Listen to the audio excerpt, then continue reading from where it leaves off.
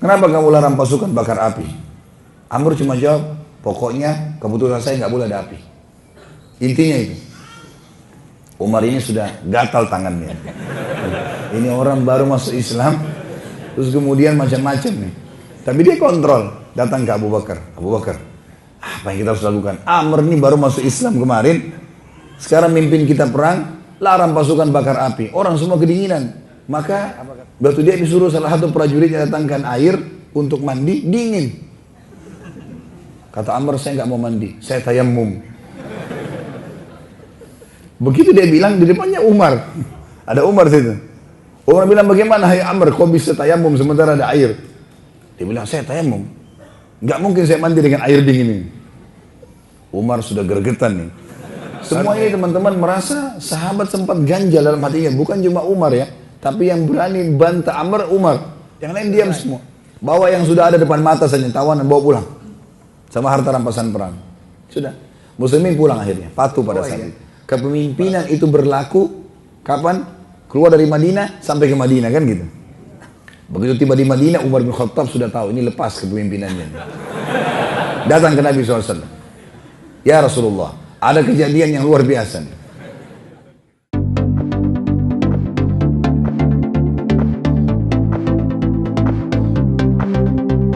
Baik, kita masuk ke peperangan yang selanjutnya adalah perang atau Sariyah Zatu Salasil. Ini terjadi di Jumadil Akhir tahun 8 Hijriah. Salah satu suku Arab yang berada di wilayah barat kota Madinah yang bernama Kuda'ah. Saat mendengar kalau pasukan muslimin mundur dari kancah perang Mu'tah, mereka lalu memotivasi suku Ghassan dan bangsa Romawi untuk bergabung menyerang Madinah. Nabi SAW dari ini suku Kuda'ah. Ya. Mereka memotivasi kembali Romawi tadi yang di perang Mu'tah dengan Ghassan. Ayo, mumpung pasukan muslimin mundur, sekarang saya tahu loh pusatnya di Madinah, kita serang saja. Nabi SAW mengetahui maksud itu, maksudnya Kuda'ah. Lalu beliau SAW membentuk pasukan yang kali ini diamanahkan kepada Amr bin As radhiyallahu anhu. Amr bin As juga baru masuk Islam, baru sekitar 3 bulan lalu masuk Islam. Kemudian Nabi amanahkan ke dia. Nabi SAW memanggil Amr lalu berkata padanya, wahai Amr, aku akan mengutusmu memimpin pasukan yang dengannya engkau akan mendapatkan harta rampasan perang dan akan mendapatkan pahala yang besar. Amr bin As ini kedudukannya di Quraisy mirip dengan Khalid bin Walid. Ahli strategi perang, berani. Di zaman Umar bin Khattab terkenal sekali dengan strategi perangnya dan dia yang menembus Mesir. Dia dulu yang memimpin pasukan tahun 20 Hijriah nanti itu menembus Mesir. Amr bin As ini baru 3 bulan masuk Islam waktu itu. Wahai utusan Allah, kata Amr bin As, sungguh aku masuk Islam bukan untuk mencari harta. Kata Nabi SAW, ketahuilah wahai Amr, sebaik-baik harta halal di tangan hamba yang sebaik-baik harta saleh, maksudnya harta halal di tangan hamba yang saleh. Maksudnya ghanimah adalah halal. Dan kalau kau kelola dengan baik nanti kalau kau mau menang, maka itu adalah halal buat kamu. Kamu adalah orang saleh kalau gitu. Pelajaran penting saudaraku masalah kepemimpinan di sini. Perang yang dijadikan tolok ukur adalah keterampilan dan pengalaman. Bukan senioritas. Bukan karena ini orang sudah lama masuk Islam, ini sudah lama jadi mahasiswa, ini sudah lama di yayasan, ini sudah lama di masjid, bukan itu. Tapi bagaimana walaupun orang baru masuk tapi memang dia pintar, dia tahu, bisa dipakai jasanya. Di sini perlu digarisbawahi teman-teman sekalian. Pada saat itu Amr bin As baru masuk Islam kurang lebih 3 atau masuk 4 bulan. Di perang Zatu Salasil, ya, Amr bin As di sini diangkat jadi pemimpin. Sementara di dalam peperangan ini terkumpul sahabat-sahabat Nabi yang besar. Abu Bakar, Sa'ad bin Abi Waqqas, Sa'ad bin Ubadah, Usaid bin Khudair, Umar bin Khattab, Ali bin Abi Talib, Uthman bin Affan, semua masuk nih. Orang-orang yang sudah lama masuk Islam itu dibiarkan di pasukan. Amr bin As yang disuruh pimpin. Ada alasannya nanti. Ya. Amr bin As mulai berjalan pada malam hari. Waktu itu kebetulan musim dingin. Dan siang hari beliau bersembunyi. Dan tempatnya Kuda'ah cukup jauh. Cukup jauh. Sampai pasukan muslimin berhasil mendekati suku Kuda'ah yang pada saat itu belum mendapatkan jawaban dari Romawi dan Ghassan. Suratnya belum sampai ke sana. Tapi mereka sudah atur. Nabi tahu itu melalui wahyu. Maka pasukan muslimin tiba di sekitar suku Qudaa ini sebelum ada jawaban dari Ghassan dan Romawi. Dan Amr bin As pada saat itu berhasil mengumpulkan informasi dalam waktu yang sedikit saja, sebentar, tentang kekuatan musuh dan bagaimana menghadapinya. Amr bin As langsung pada malam itu tiba, mengutus beberapa mata-mata, lihat pintu-pintu gerbang masuknya, berapa kira-kira kekuatan pasukan musuh, berapa jumlah rumahnya dan seterusnya. Amr bin As mengirim surat kepada Nabi SAW di Madinah pada saat itu minta bantuan personil karena Qudaa berjumlah sangat besar. Maka Nabi SAW mengirim bantuan yang dipimpin oleh Abu Ubaidah bin Jarrah, dan di dalam pasukan terdapat Umar bin Khattab. Pasukan Amr bin As yang pergi pertama ada Abu Bakar, ada segala, kecuali Umar. Di pasukan yang kedua dikirim Amr bin As minta bantuan, datang Abu Ubaidah bin Jarrah, di dalam pasukan ada Umar bin Khattab. Di sini tentu teman-teman sekalian, ulama mengatakan pasukan yang di Zatu Salasil ini, perang ini nanti, ini betul-betul perang yang luar biasa ini. Hampir seluruh tokoh sahabat hadir waktu itu. Kecuali Nabi SAW ada di Madinah dan beberapa orang-orang yang tua, wanita yang tinggal di Madinah bersama Nabi SAW.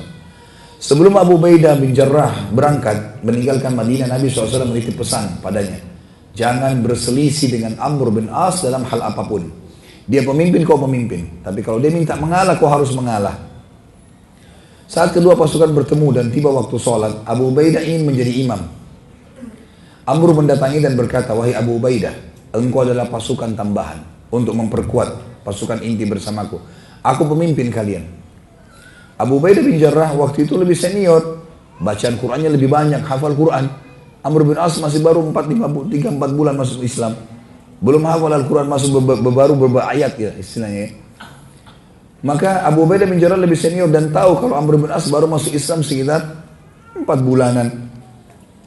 Keimanannya membuatnya, tapi Abu Ubaidah akhirnya, karena dia faham Nabi SAW bilang jangan berselisih, dia mengalah. Dan dia mengatakan, iya wahai Amr, Nabi SAW melarangku untuk berselisih denganmu. Perhatikan di sini teman-teman bagaimana imannya Abu Ubaidah bin Jarrah mengontrolnya. Padahal ini saatnya menentukan saya pemimpin atau kau pemimpin. Jabatan di kancah peperangan. Abu Ubaidah bin Jarrah juga adalah panglima perang yang terkenal dengan strateginya. Dan ini saya bilang pelajaran teman-teman sekalian, bagaimana Islam mengajarkan kepatuhan pada pemimpin selama bukan maksiat kepada Sang Pencipta Allah. Dan hal ini merupakan ciri kekuatan pasukan muslimin. Walau Amr baru saja 4 bulan, ada riwayat mengatakan 5 bulan masuk Islam, dan dia tadinya sebelum ini pemimpin orang kafir. Kalau teman-teman masih review ke beberapa riwayat kita sebelumnya, itu sempat Amr bin As ini sebelum masuk Islam, dialah yang diutus oleh Quraisy ke Habasyah untuk menarik Ja'far bin Abi Thalib sama teman-temannya ke Mekah untuk disiksa. Tapi dia masuk Islam di tangannya Najasyi. Najasyi jelaskan Islam ke dia kaget, raja ini masuk Islam. Akhirnya Amr bin As masuk Islam dalam hatinya. Sebelumnya ini musuh besarnya Islam, sekarang baru berapa bulan masuk Islam nih, diangkat jadi pemimpin. Namun sekarang ia Muslim dan ditunjuk oleh Nabi SAW memimpin, maka semuanya harus patuh. Ingat, di pasukan semuanya ini rata-rata sahabat senior nih. Abu Bakar, Umar, Uthman, Ali, Talha, Zubair, semua bergabung ini di situ. Maka pada saat itu kepemimpinan sepenuhnya ada di tangan Amr bin As. Amr bin As memerintahkan untuk berkemah di sekitar suku suku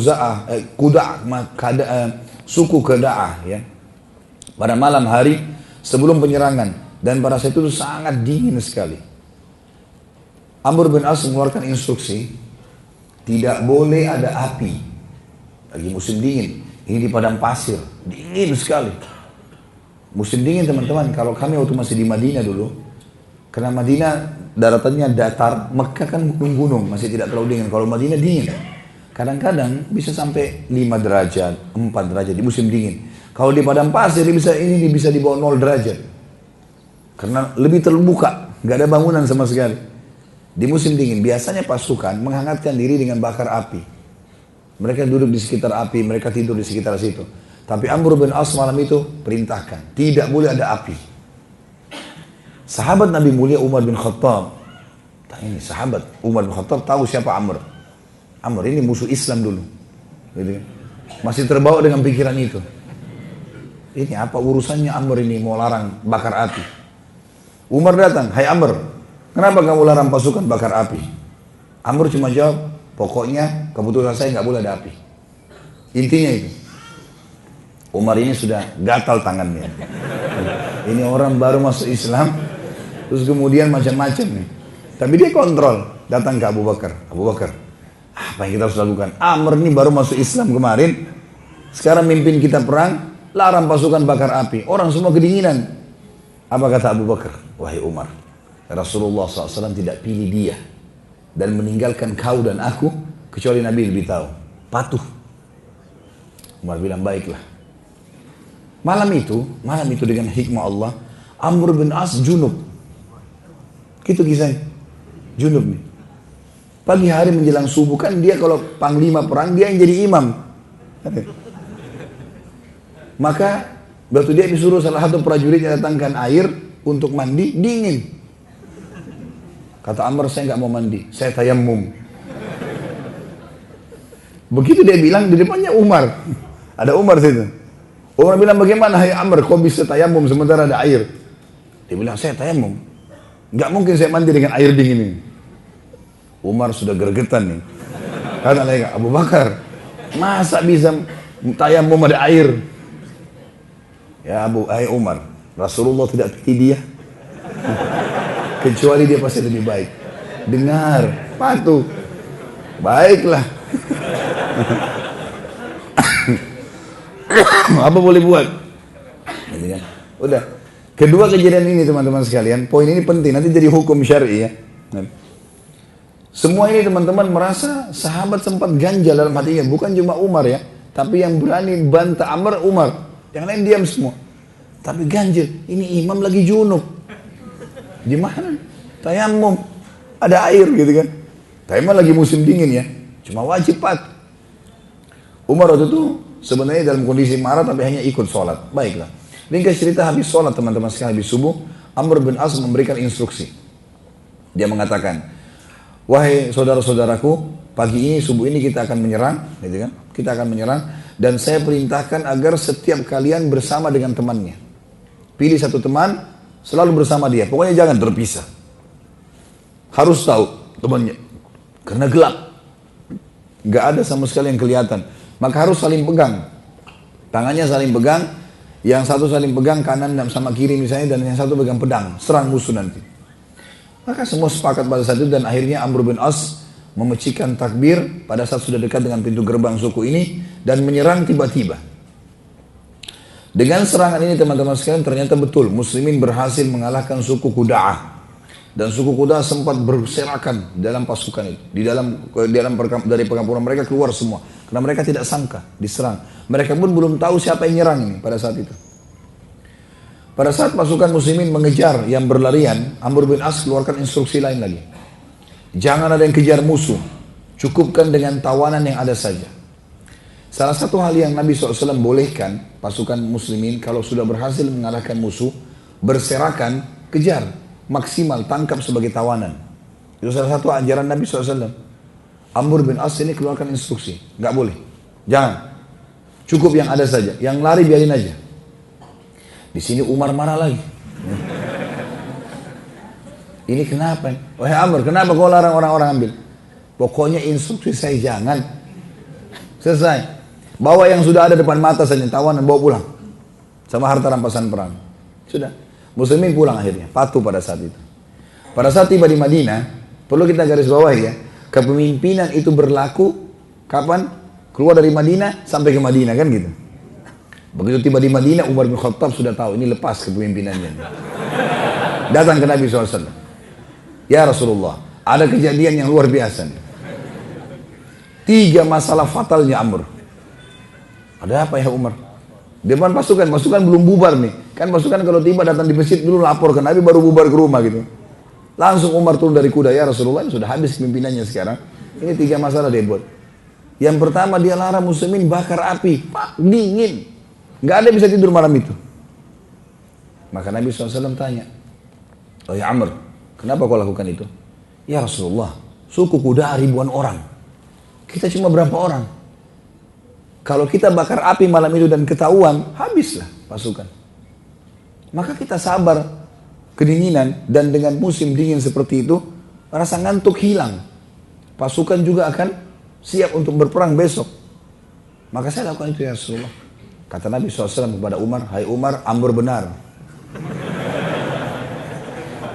Baik ya Rasulullah. Ada yang kedua nih, apa itu? Masa dia junub, nggak mandi, tayammum, ada air. Di depan pasukan, hai Amr, kenapa kau lakukan? Ya Rasulullah, dinginnya luar biasa. Saya panglima perang.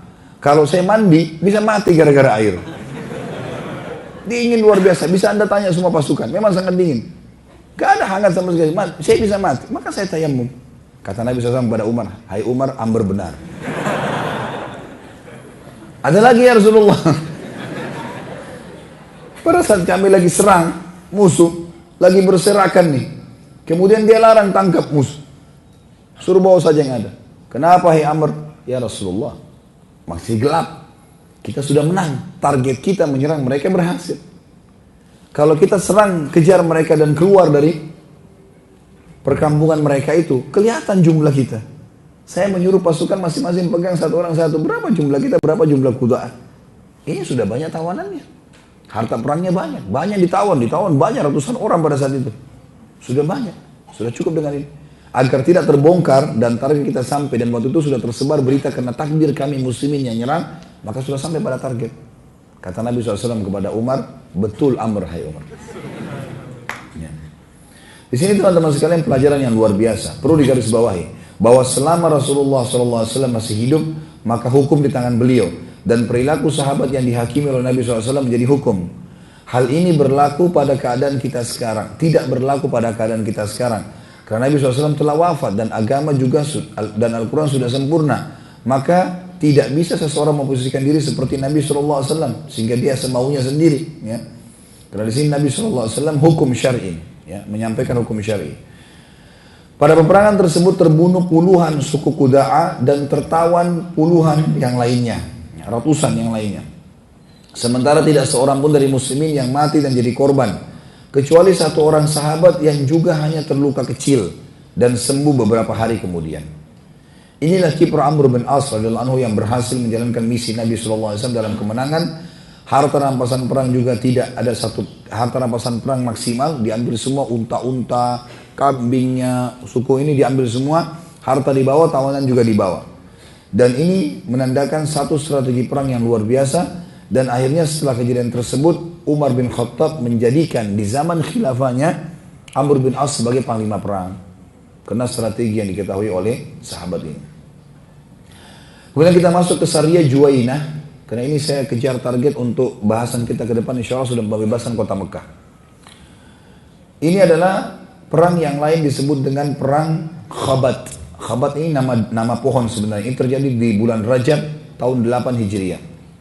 Nabi SAW mengutus Abu Ubaidah bin Jarrah radhiyallahu anhu sejumlah kurang lebih 300 personil. Dan ini sudah dianggap pasukan sebenarnya. Karena sudah lebih dari 100. Tapi saya di sini memang masih menulis Sariyah, semestinya memang saya betulkan nanti, ini adalah pasukan. Di dalam pasukan juga terdapat Umar bin Khattab yang itu pada saat itu ikut menjadi atau salah satu prajurit untuk menyerang suku Juwainah. Pasukan ini sangat sederhana dan tidak memiliki bekal yang banyak sementara perjalanan masih jauh. Saat itu semua pasukan berjalan kaki dan mereka hanya melihat 2 ekor unta saja. Jadi mereka hanya memiliki 2 ekor unta saja. Saat bekal makanan mereka habis, maka mereka memakan daun-daun pohon dan pohon itu dikenal dengan pohon Khabat. Makanya dikatakan perang Khabat, ya. Karena mereka kehabisan bekal makanan, mereka makan daun-daun pohon itu. Kalau kita di Indonesia mirip dengan daun yang biasa kita makan, daun pohon kedondong, ya. Itu kalau teman-teman ambil daun pohon kedondong, kita kalau makan daunnya mirip kedondongnya rasanya. Saya tahu karena waktu kecil saya pernah makan gitu. Di Makassar dulu ada pabrik orang tua kami, pabrik seng waktu itu, ada pohon kedondong. Biasanya daunnya diambil dimakan persis seperti rasa kedondongnya. Pohon Khabat seperti itu, buahnya sama daunnya sama rasanya. Tentu ada buah kayak pepaya misalnya, pepayanya manis, daunnya pahit gitu kan. Nah, tapi kalau kedondong enggak, ya yang belum punya ilmu bisa cobalah. Cari pohon kedondong makan daunnya. Yang jelas pada saat itu di dalam pasukan terdapat seorang yang bernama Qais bin Sa'ad bin Ubadah radhiyallahu anhu ajma'in. Ia terkenal dengan kedermawannya. Qais. Ia ingin melakukan sesuatu untuk memberikan makanan muslimin. Dari kejauhan ia sempat melihat ada Arab Badui sebagian Arab Badui yang membawa gembalaan kambing mereka dan unta. Maka ia mendatanginya. Qais ini bin Sa'ad bin Ubadah. Siapa Sa'ad bin Ubadah? Kepala suku Ansar. Ya, salah satu kepala suku Ansar, orang kaya di Madinah. Qais ini anaknya. Qais ini lihat pasukan gak ada makanan. Dia lihat ada suku Arab. Suku Arab ini biasa, orang-orang ini biasa datang ke Madinah, ketemu dengan Sa'ad bin Ubadah, lalu pinjam uang, ya, jual kambing, jual unta. Jadi Qais kenal mereka. Maka Qais berkata, apakah kalian mau menjual sebagian gembala kalian padaku? Para gembala mengatakan, tentu saja. Tapi perlukah kamu, ya, kata Qais gini, mereka mengatakan tentu saja. Kata Qais, tetapi aku tidak memiliki sesuatu untuk membayar kalian. Sekarang tidak ada duitnya. Kami datang dari Madinah, jumlahnya sedikit begini, habis makanan. Kalau kalian setuju, aku akan bayar nanti di Madinah. Pengembala itu mengatakan, apa jaminanmu kalau kamu akan bayar di Madinah? Kata Qais, saya akan bayar dengan kurma Madinah. Dan waktu itu kurma Madinah terkenal kurma elit, bagus. Kurma bisa ditukar sama unta, saking mahalnya kurma, nilainya luar biasa. Maka kata Qais, kalian tidak usah ragu, saya adalah Qais bin Sa'ad bin Ubadah.